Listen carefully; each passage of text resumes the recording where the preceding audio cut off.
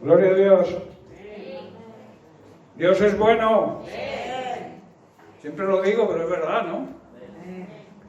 Qué bueno es nuestro Padre Celestial. Cuánto nos cuida, cuánto nos protege, cuánto nos mima a veces. Y nosotros a veces ni le miramos.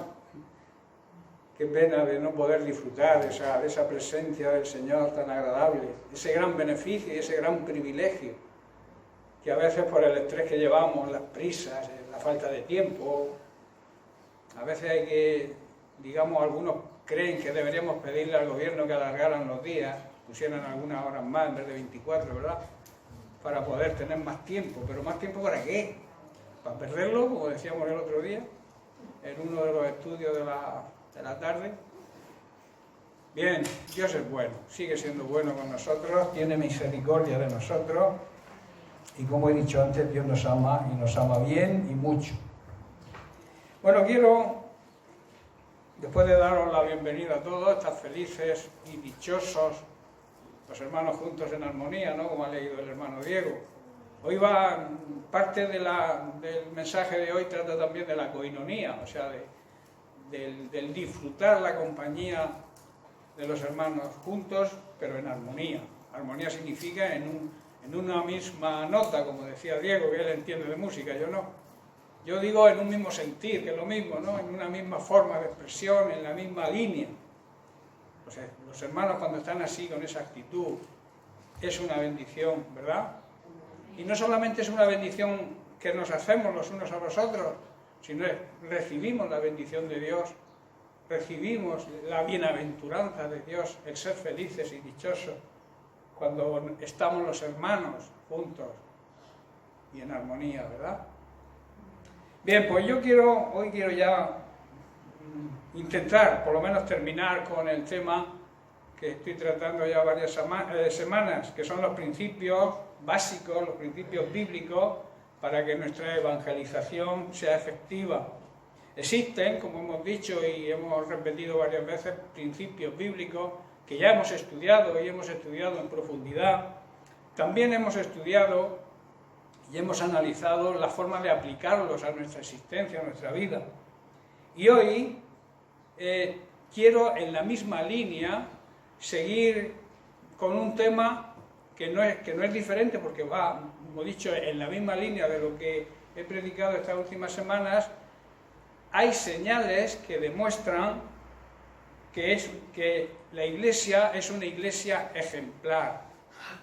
Y vamos a analizar, aparte del versículo de Mateo 28, versículo 18 al 20 de la Gran Comisión, vamos a estudiar un poco el libro de Hechos, sobre todo el capítulo 2, donde después de recibir el Espíritu Santo en el aposento alto, los discípulos predicaron al pueblo, y predicaron sin miedo, sin temor, con valentía. Y veremos cómo Pedro, que era, digamos, una persona un poco retraída, un poco tímida quizás, era también echado para adelante, como se suele decir, pero también era algo cobardica, diría yo, por emplear algún término.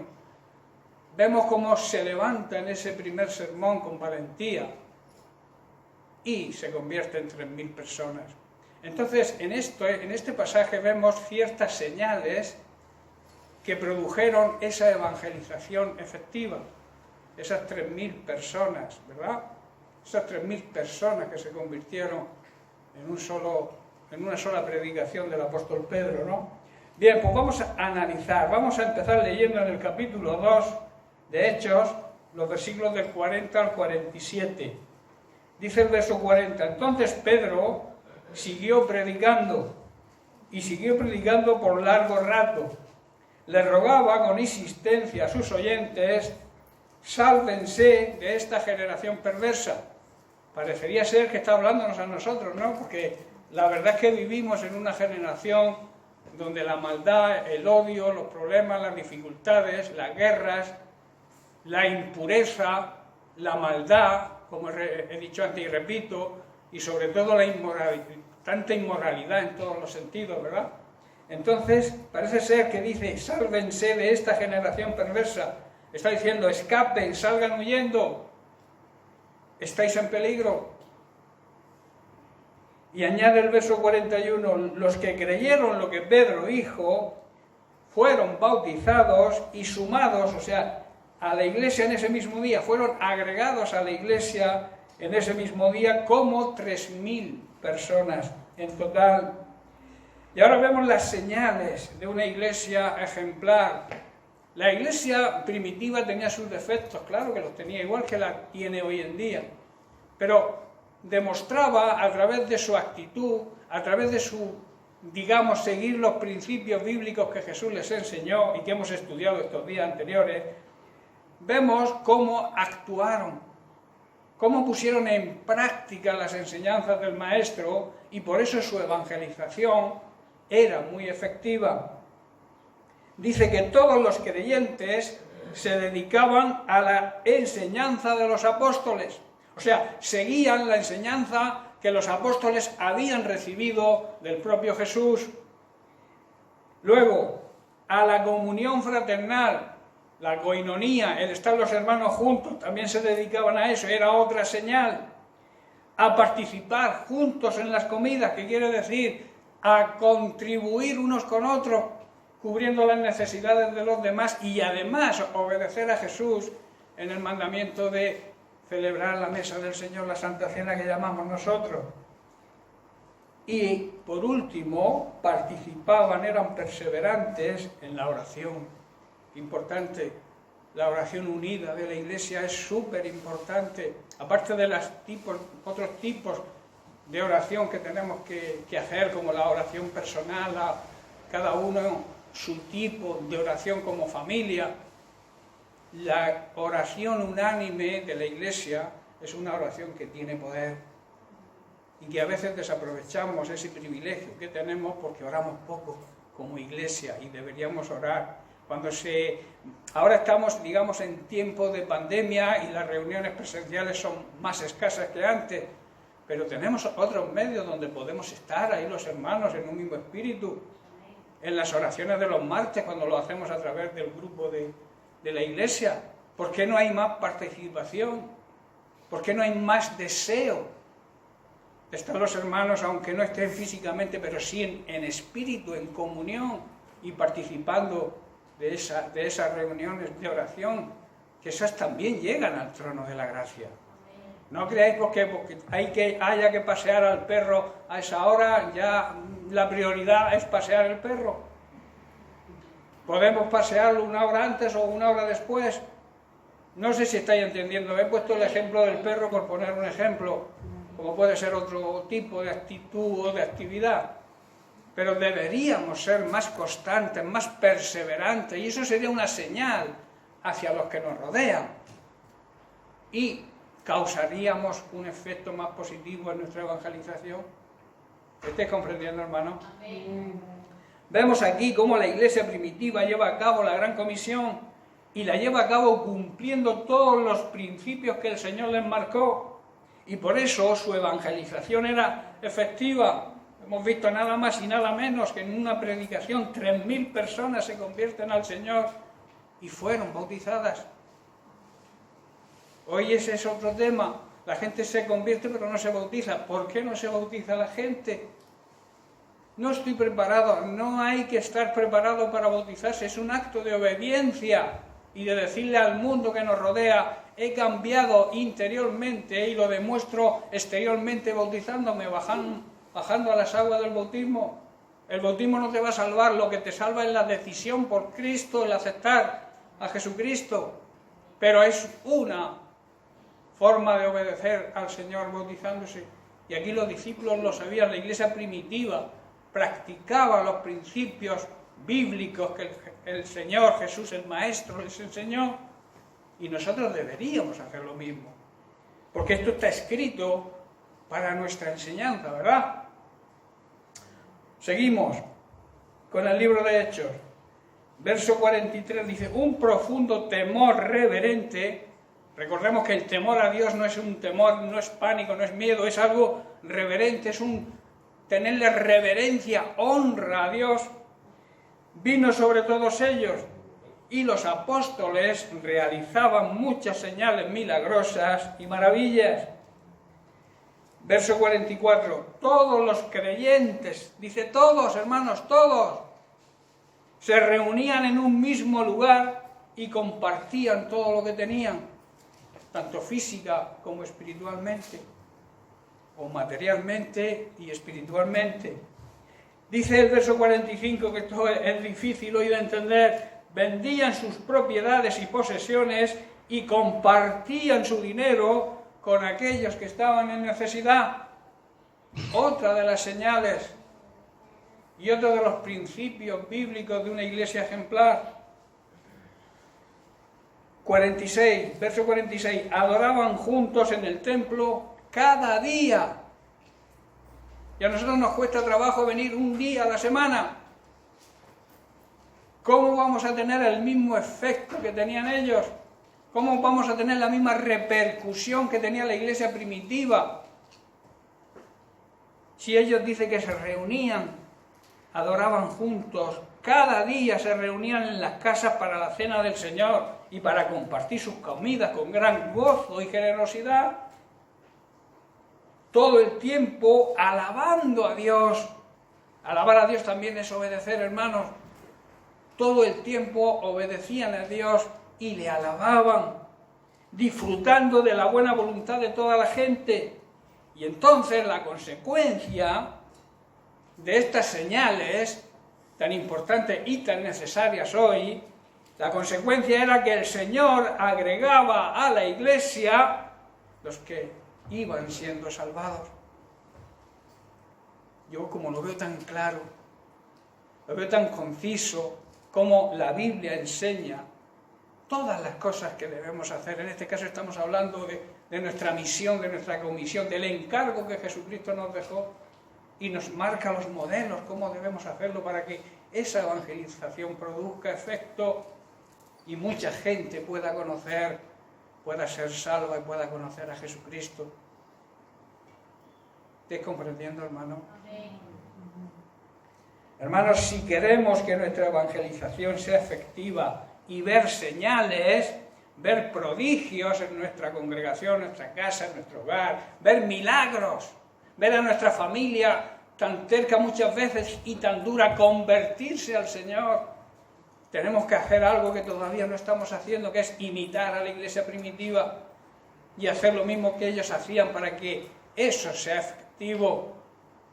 Si quieres ver a tu marido cambiar, si quieres ver a tu esposa cambiar, si quieres ver a tus hijos volver a los pies de Cristo, tenemos que hacer algo, porque lo que hemos hecho hasta ahora, por los resultados lo digo, no funciona.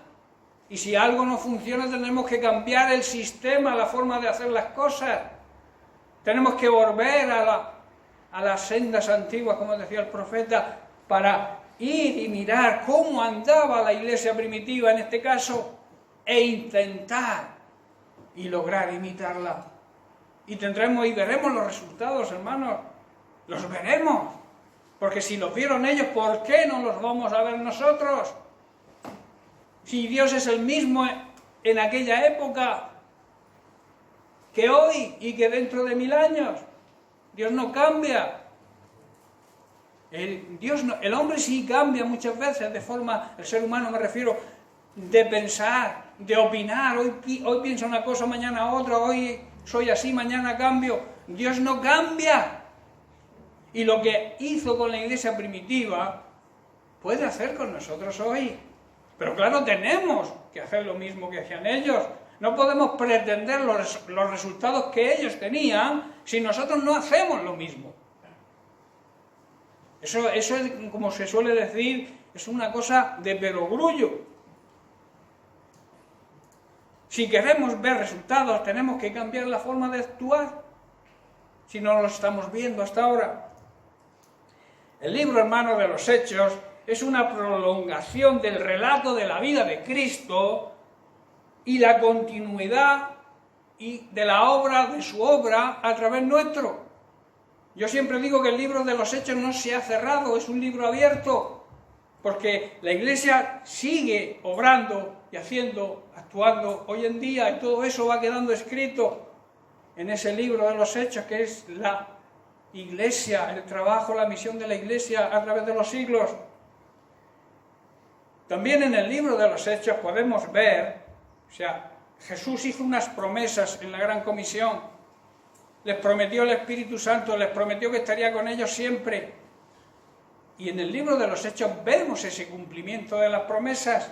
Vemos el día de Pentecostés en el capítulo 1, cómo recibieron el poder, la dinamita, la valentía para predicar el Evangelio y salieron. Ya vemos en el capítulo 2 cómo salieron y el pueblo se asombró de ver personas que estaban escondidas en un lugar alto, en un aposento alto, por miedo quizá a los romanos, porque habían matado a su maestro, pero recibieron la promesa, recibieron la dinamita y salieron y se comieron el mundo, como se suele decir.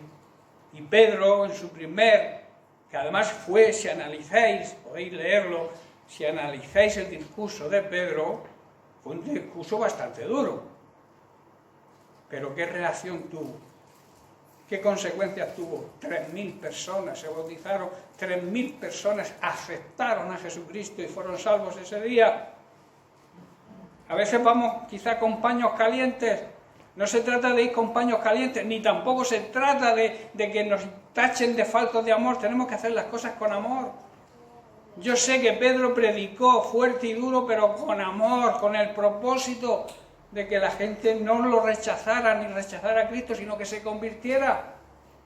Ese tiene que ser nuestro propósito, que la gente a la que le predicamos, la gente que nos rodea, no pueda huir de nosotros porque seamos peor que, yo que sé, un cardo pinchoso. Tenemos que decir las cosas claras, pero con amor. Jesús era claro, y Jesús era Dios, y Jesús es amor, porque Dios es amor. Amaba al mundo de tal manera que recibió el mensaje del Padre, bajó a la tierra, se hizo hombre en la figura de Jesucristo y murió por nosotros. ¿Eso no es amor? Pero en cambio les hablaba claro a la gente. Nosotros a veces pensamos que cuando alguien nos dice las cosas bien dichas, pero bien claras, enseguida nos ofendemos. Hay que ver el pastor lo que ha dicho.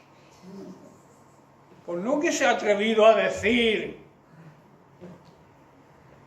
Hermanos, tenemos que aceptar la corrección. Tenemos que aceptar. Dios nos disciplina, nos castiga. En otras palabras, como un buen padre disciplina a un hijo para que el hijo el día de mañana no tenga problemas, no sea un drogadicto, no sea un delincuente. A veces hay que corregir a los hijos, no hay que dejarlos que crezcan a su libre albedrío. Nosotros tenemos la obligación de educar, de disciplinar, y si hace falta castigar a nuestros hijos para su propio bien.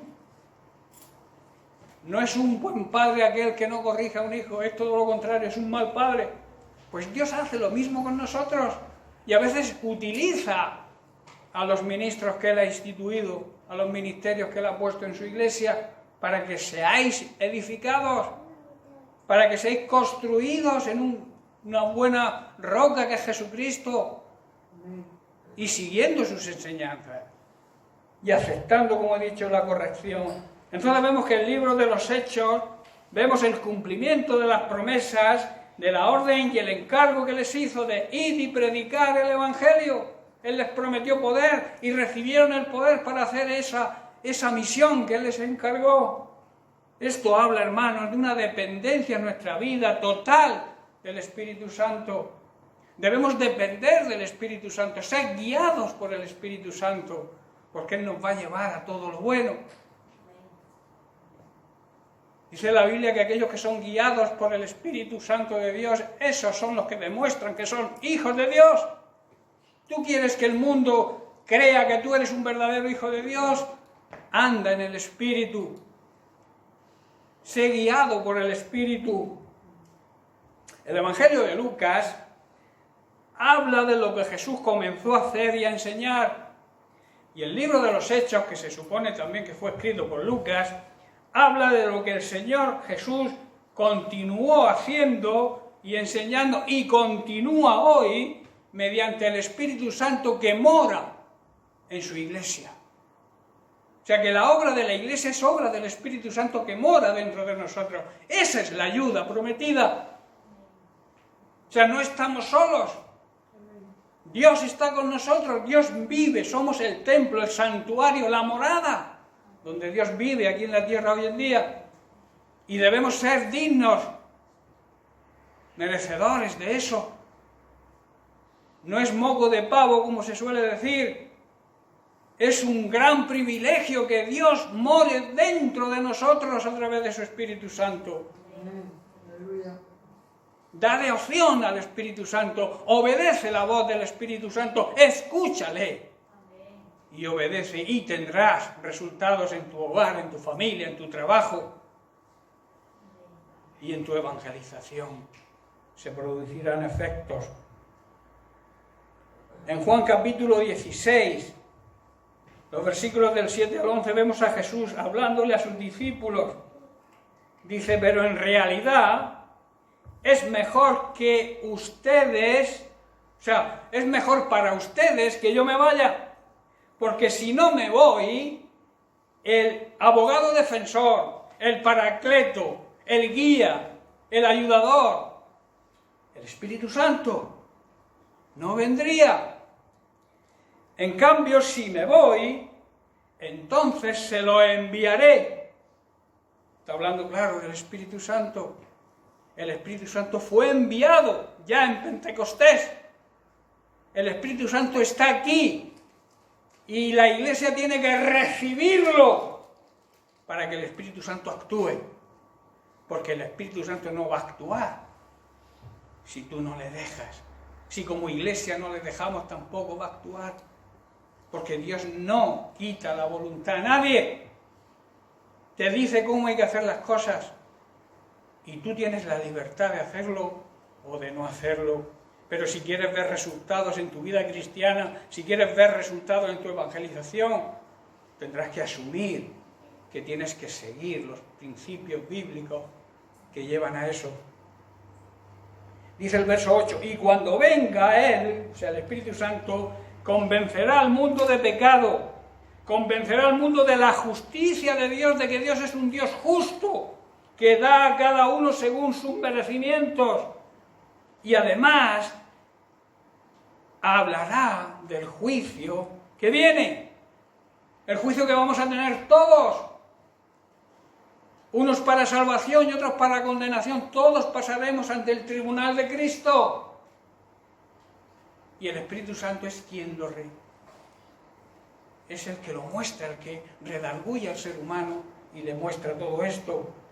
Verso 9, el pecado del mundo, del ser humano, consiste en lo siguiente, en que el ser humano se niega a creer en mí. Son palabras de Jesús. El ser humano me rechaza, no quiere creer en mí. Ese es el pecado que hay en el mundo.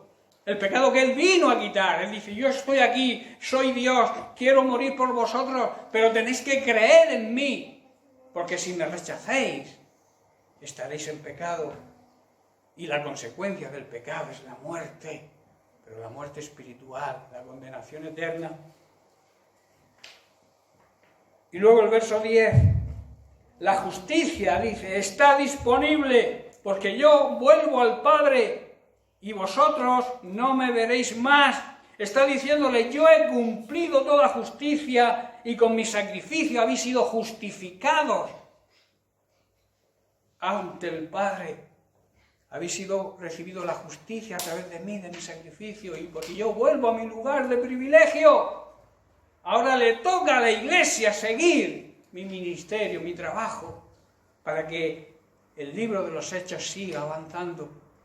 Los actos de los Hechos, que también en inglés se llama el libro de los actos, o sea, la actuación de la Iglesia, siga en el tiempo que estamos viviendo.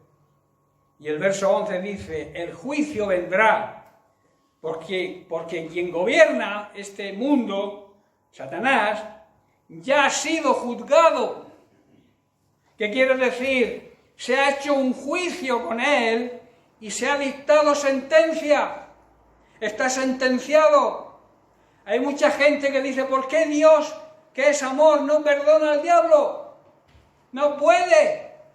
Ya ha habido una sentencia condenatoria y esa sentencia se va a cumplir. Es como en un juicio aquí en la tierra normal, cuando un juez dicta una sentencia firme, hay que cumplirla. No puede perdonarlo. Igual lo perdona como ser humano, pero como juez no puede. Aunque sea su padre.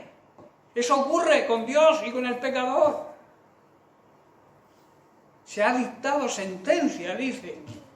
Y la sentencia la vemos en el libro del Apocalipsis, donde vemos al apóstol Juan, en esa revelación, ver el cumplimiento de esa sentencia. Dice así: y el diablo que los engañaba, porque es el engañador, como dijo Jesús, fue lanzado ¿dónde? Él lo vio, él tuvo esa visión, fue lanzado en el lago de fuego y azufre. Ese es el cumplimiento de la sentencia que hay, el juicio que hay y que fue estipulado contra Satanás. Por tanto, hermanos, el enfoque de Hechos y basados en las palabras de Jesús sobre la necesidad del Espíritu Santo es la siguiente, que es cómo debemos vivir los creyentes juntos, unos con otros, en una comunión fraternal. Fraternal significa de hermanos. El libro de los Hechos nos marca los principios a seguir de la comunidad cristiana, de la iglesia hoy en día, donde tiene que haber una comunión transparente, tiene que haber una comunión sin hipocresía, tiene que haber una comunión sin crítica, sin murmuración, sin, a veces, condenación. A veces nosotros nos atrevemos y no somos jueces, pero muchos se atreven a condenar a otros. La paja en el ojo ajeno, que decía Jesús. Quita tu viga de tu ojo y así podrás ayudar a que el otro hermano vea. Entonces, esa es lo que marca el libro de los Hechos, la vida fraternal y en comunión de la Iglesia, siendo guiados por la sabiduría del Espíritu Santo y recibiendo su poder divino, su dinamita, el poder que habla el libro de los Hechos, capítulo 1, verso 8. Recibiréis poder, dinamita, para poder ser mis testigos, para poder llevar a cabo el gran encargo que os he hecho, que es la evangelización de todo ser humano, y para que produzca efectos, vuelvo a repetir que es el tema que llevamos 4 semanas, y es de suma importancia que lo entendamos, es siguiendo las señales que marca la Iglesia de los primeros tiempos. Vemos en el contexto histórico, siguiendo la tradición judía, observamos que la comunidad religiosa comían juntos como una costumbre de unidad y compañerismo. Eso lo hacíamos aquí. Uno de mis propósitos en comer los domingos aquí era ese: no comer, por bueno, no hago comida en casa y como en la iglesia, no, es para practicar esto, la coinonía. Hoy en día lo echamos de menos, ¿verdad? Porque con esto del COVID dichoso no podemos reunirnos en la iglesia a comer. Sí, yo siempre digo que nos acordamos de las cosas cuando las echamos de menos, cuando nos faltan, cuando nos las prohíben, porque nos han prohibido la coinonía prácticamente por esto del COVID. Pero cuando podíamos hacerlo, no muchos se quedaban a comer.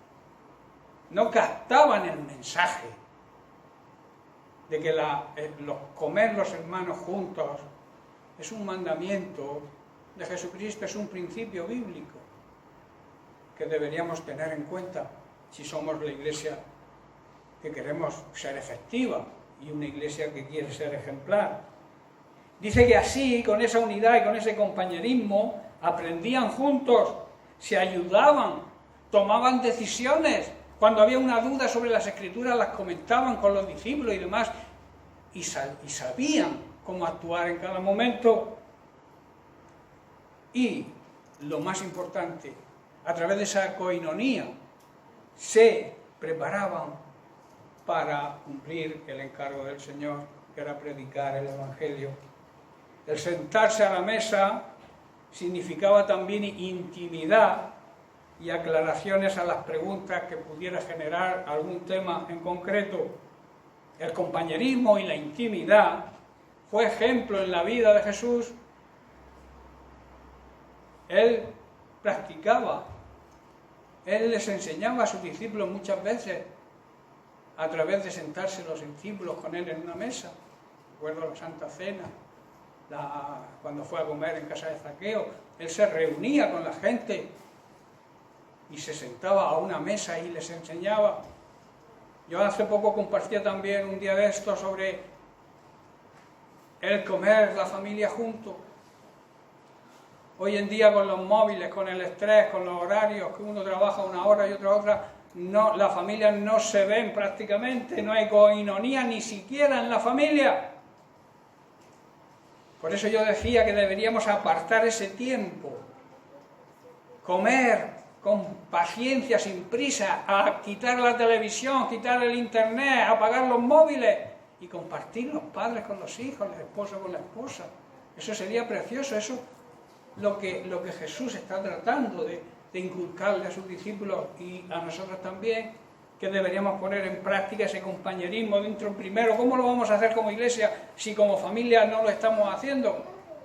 Porque somos adictos muchas veces al trabajo. ¿Sabéis que el trabajo es una adicción como cualquier droga? Yo siempre digo, hay una frase que dice, las cosas no cuestan dinero. Las cosas cuestan realmente el tiempo que has dedicado a trabajar para conseguir esa cosa.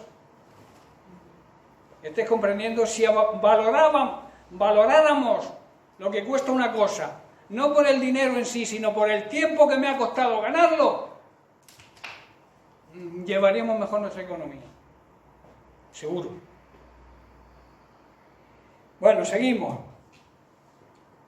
Hechos 2:42. Vamos a ir un poco analizando estos versículos. Dice, todos los creyentes se dedicaban, perseveraban, eran constantes a las enseñanzas de los apóstoles, a las doctrinas que aprendieron de Jesús, a la comunión fraternal, a participar juntos en las comidas, entre ellas la Santa Cena, y a la oración. Aquí aparece el verbo perseverar. Perseverar significa ser diligente, ser cuidadoso, anhelar algo que es de suma importancia. Y vemos en qué perseveraban y a qué se dedicaban con diligencia y con mucho cuidado los primeros discípulos. Primero en la doctrina de los apóstoles, que vuelvo a repetir, porque hoy en día hay se han desviado muchos, y ahí salen las sectas, salen las religiones falsas, las doctrinas erróneas salen de ahí, de que se han desviado de la doctrina de los apóstoles que aquí ordena Jesucristo. Y Pedro dice, el escritor de Hechos, Lucas, dice que la doctrina de los apóstoles consistía en mostrar lo que habían aprendido de Jesucristo y demostrar su entrega a la instrucción, a instruir a la gente en este sentido, pero solo a través de las enseñanzas de Jesucristo, no a las enseñanzas de cualquier ser humano. La iglesia primitiva, por tanto, seguía las enseñanzas de Jesucristo transmitidas primero por los 12 apóstoles y que se han ido transmitiendo de generación en generación. Y a través de esa transmisión, el problema está en que muchos han querido desviar la atención hacia pensamientos propios humanos. En la Biblia, en alguna versión, en alguna traducción dice, a sus, sutilezas, a sus disparates, porque a veces las doctrinas que muchos enseñan son disparates, como la doctrina de que Jesús va a venir en tal fecha, se levanta por ahí un falso apóstol y dice, el Señor va a venir tal día, a tal hora, y la gente se lo cree. Porque se han desviado de la doctrina de los apóstoles. Han torcido la palabra de Dios, dando su opinión o por querer figurar, por un beneficio propio, en definitiva, sea cual sea. Desvían la atención de las palabras de Jesucristo que enseñaron los apóstoles. Y por eso salen tantas falsas doctrinas, tantas falsas iglesias y sobre todo tantas sectas, que muchas veces las llaman cristianas, porque todas han salido. El 99% de las sectas salen de la palabra de Dios, pero de la palabra de Dios manipulada por el hombre. En Colosenses 2:8 vemos como Pablo da el consejo. Dice, no permitan que nadie los atrape con filosofías huecas y disparates elocuentes que nacen, ¿sabéis de dónde nacen? Del pensamiento humano y de los poderes espirituales de este siglo, de este mundo, pero no vienen de Cristo. Se han desviado. Pablo lo advierte claramente, ¿verdad? Esta enseñanza de Jesucristo era la que puso en práctica la iglesia primitiva y que la iglesia de hoy, la iglesia verdadera, debe seguir perseverando en esa doctrina con constancia y mucha diligencia, mucho cuidado, porque el enemigo está ahí para torcerte en el momento en que te descuide. Te entra una levadura falsa y te contamina todo lo que has aprendido durante toda tu vida. Por eso dice, estar atentos, no permitir que nadie os atrape, que nadie os haga preso de una filosofía humana, de un disparate humano. Está diciendo Pablo, advierte la Biblia, hermanos, si leyéramos más la Biblia, si estudiáramos en profundidad más la Biblia, nadie nos atraparía en todas estas cosas.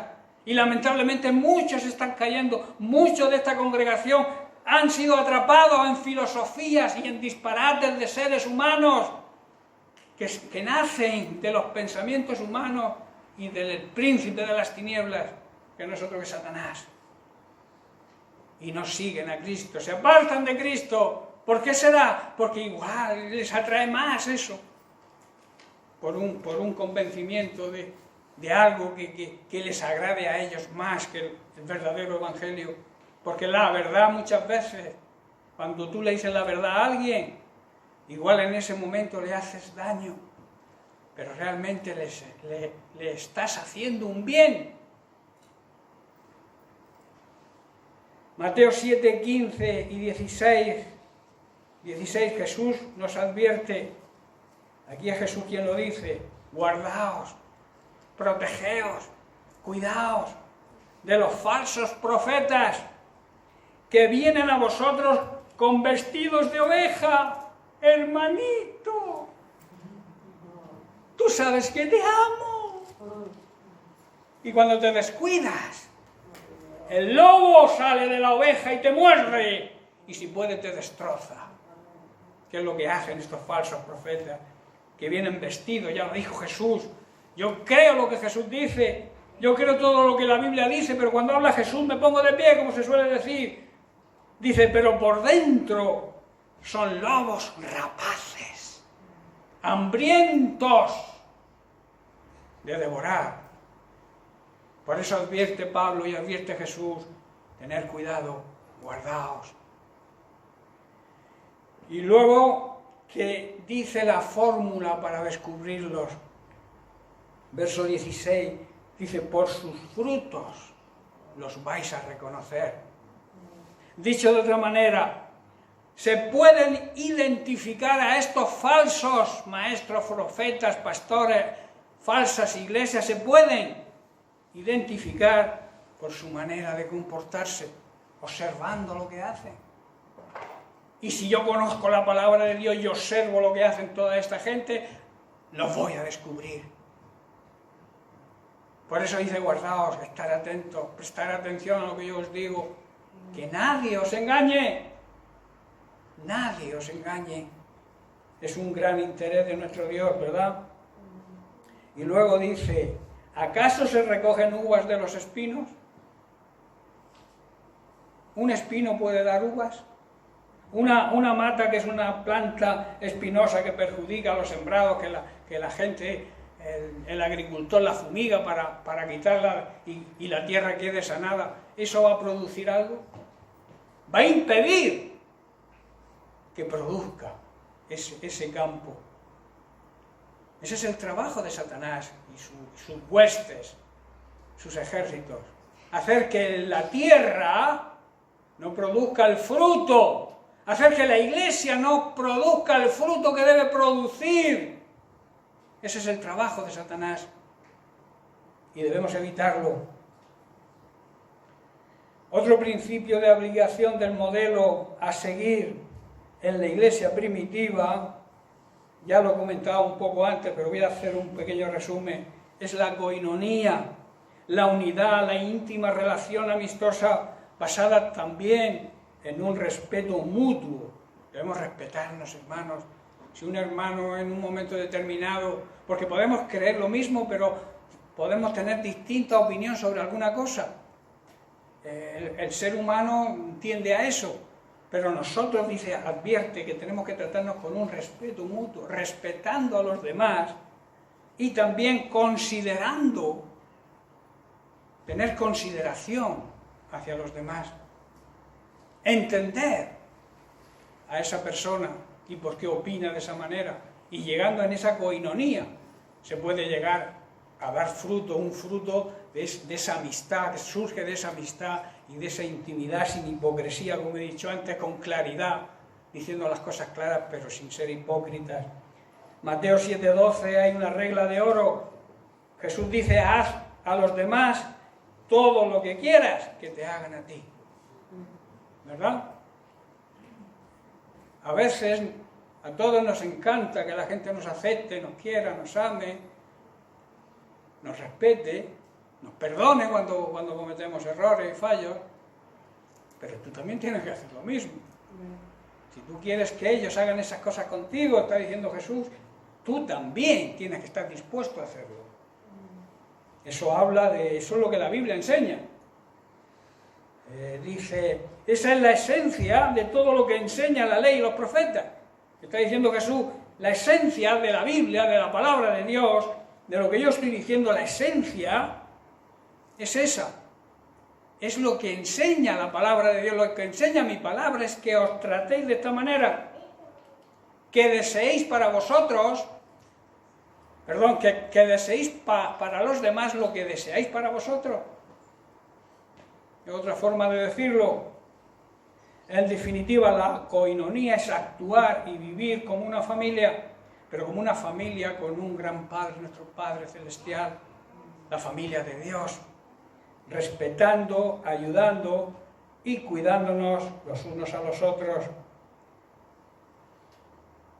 Otra señal de la iglesia modelo o la iglesia ejemplar es siguiendo lo que ellos hacían, partiendo el pan, que tiene dos significados: partir el pan, compartir el pan con los demás, ayudar a los demás, ayudar a las necesidades de los hermanos y también participar de la mesa del Señor, que es un mandamiento, para recordar lo que Él hizo por nosotros, compartiendo en definitiva con los necesitados y también obedeciendo al Señor. Otra, perseveraban en la oración. Qué importante es este tema. Perseveraban, dice, de mañana y de tarde. Como hijos de Dios, hermanos, tenemos un gran privilegio, que a veces no lo valoramos. Tenemos el privilegio de poder tener una relación de intimidad con nuestro Dios y Padre Celestial. Eso no lo tiene ni los ángeles. Nosotros tenemos ese gran privilegio, tener esa comunión de intimidad nada más y nada menos con el Creador del universo. Por tanto, el Creador de la tierra, el Creador de todo lo que hay en la tierra y tu Creador. Tener una relación con ese ser, con esa divinidad, es un gran privilegio para ti, para mí, para la iglesia en general.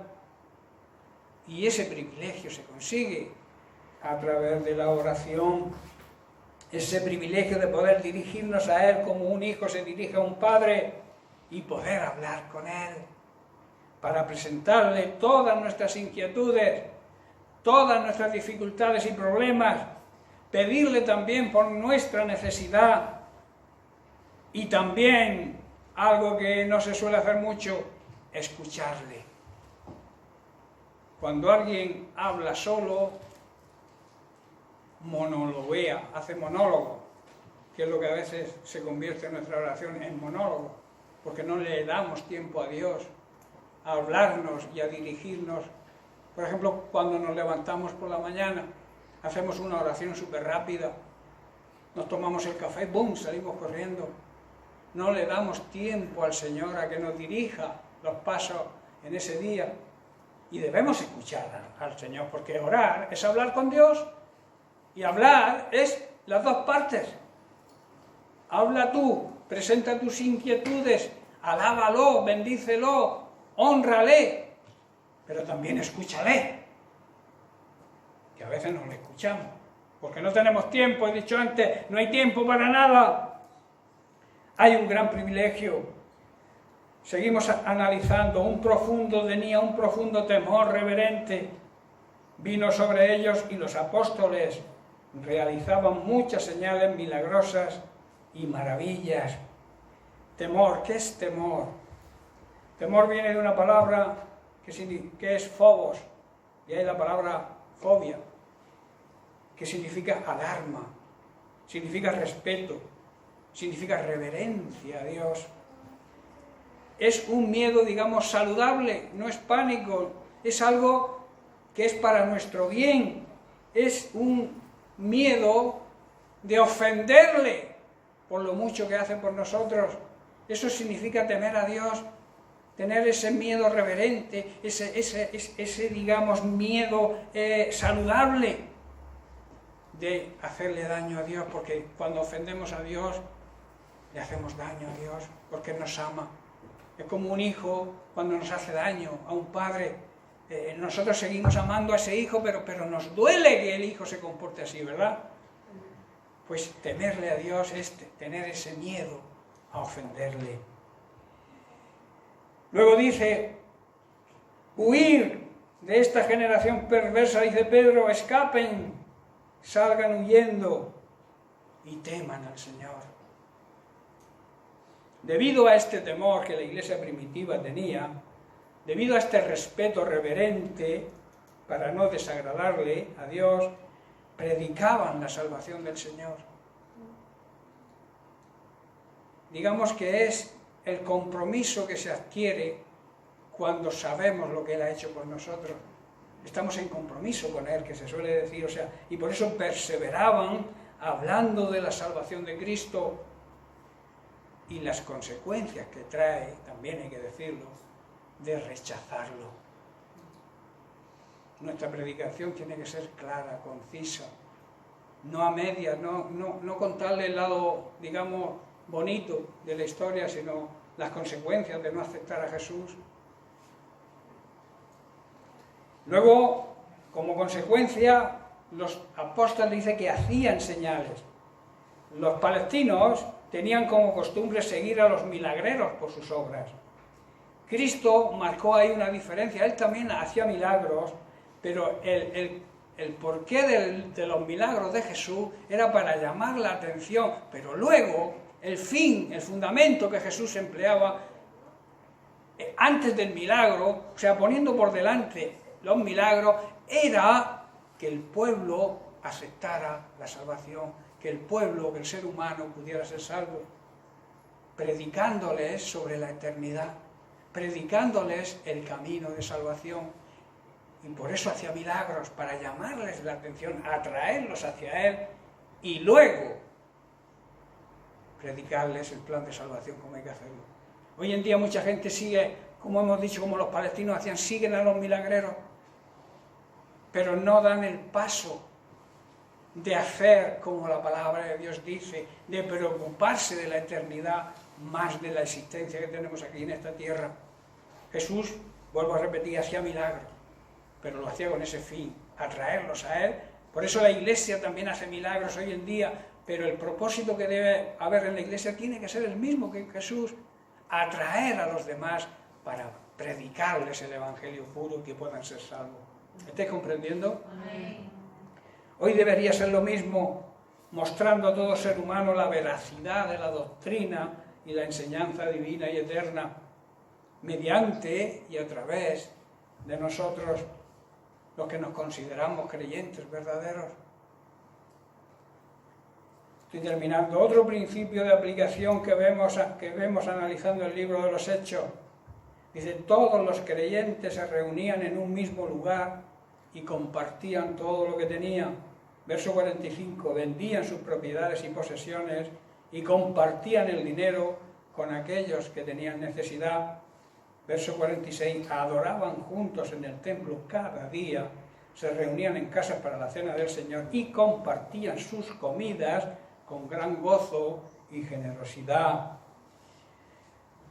Aquí vemos en estos versículos que he leído, vemos la manifestación ejemplar de una vida rendida al Espíritu Santo, que es como tiene que ser nuestra vida. Para poder ejercitar todo eso, nosotros tenemos que rendirnos. A veces nos cuesta rendirnos. Queremos seguir nosotros peleándolo con nuestra manera de vivir y queremos que el Señor le acepte lo que nosotros queremos hacer. Esto no me interesa, esto sí puedo hacerlo, pero esto, aquello no me interesa. Aquí vemos que la Iglesia lo hacía y esa era una manifestación ejemplar del poder y de la transformación que hace el Espíritu Santo en medio de las personas. Y esa manifestación ejemplar deberíamos imitarla hoy. También dice que tenían el mismo sentir, comunión en un mismo lugar y bajo la misma motivación. Esto habla de servir a Dios y servir a los demás, imitando los sentimientos de Dios. Nosotros como hijos de Dios que somos, y Dios es amor, deberíamos tener los mismos sentimientos de amor hacia los demás que tenía Jesús y lo demostró. Tenían, la iglesia primitiva, interés por la vida ajena por encima de sus propias posesiones. Eso hoy, predicar sobre esto, pica. Tocar el bolsillo de las personas pica, pero es un ejemplo que dio resultados en la iglesia primitiva. Dice que vendían, cuando veían a un hermano en dificultad y ellos no tenían en ese momento dinero para ayudarle, pues dice que vendían parte de sus posesiones para ayudar a ese hermano. ¿Quién hace eso hoy en día? Si lo mío es mío y lo tuyo si puedo ser mío también. Ese es el concepto, la condición del ser humano hoy. En esto fallamos, y fallamos como iglesia. El mundo falla en esto, pero bueno, el mundo tiene, digamos, una excusa. Pero nosotros que sabemos cómo actuar, no lo estamos haciendo. Miramos hacia otro lado. Yo te puedo ayudar, yo te puedo dar un buen consejo. El Señor te ama, hermano. Te va a dar lo que necesitas, pero tú no sueltas nada para ayudarle. Tú no haces nada para ayudarle. Si Dios lo ha puesto en tu camino, analiza tu vida porque Dios no es deudor de nadie. ¿Y tú crees que si tú cubres las necesidades de alguien, Dios no va a cubrir las tuyas? Pero nos falta, digamos, ese punto de creer firmemente en las promesas de Dios. Los ricos en posesiones entendían este principio de tal manera que llevaban a cabo la función del amor de Dios que hace por toda la humanidad. Dios se despojó de lo que más quería, a su Hijo, ¿no? Nos lo dio. Un niño os ha nacido, un hijo, el Hijo de Dios, os ha sido dado. O sea, ha sido entregado por vosotros, para que vosotros pudierais ser salvos. Y nosotros a veces nos cuesta despojarnos de 5 euros quizás, que puede dárselos a alguien que está en la calle, igual mojándose o pasando frío, y puede hacer que se tome, yo que sé, un platito de sopa caliente. Pero miramos hacia otro lado, hermano. Qué pena, ¿verdad? Pero es así. Diariamente se reunían en el templo a adorar a Dios y en las casas, compartiendo con gozo y con alegría. y también con humildad, con un corazón sincero y sin fingimiento. La última consideración a tener en cuenta, dice, todo el tiempo alabando a Dios y disfrutando de la buena voluntad de toda la gente. Y luego aquí la consecuencia, y el Señor agregaba a la comunidad cristiana, a la iglesia, los que iban siendo salvos, el enfoque ejemplar constante de una vida rendida al Espíritu Santo.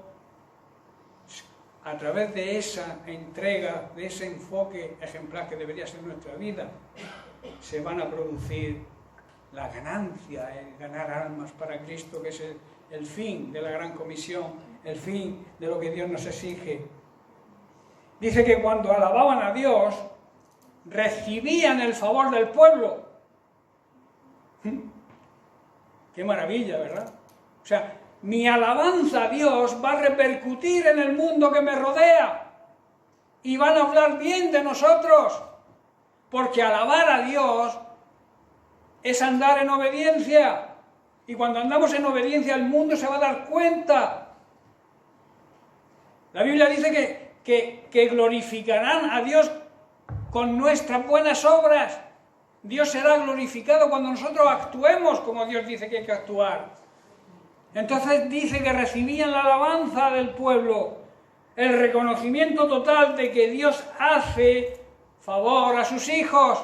Ellos lo van a ver, lo van a reconocer y lo van a apreciar y lo van a valorar.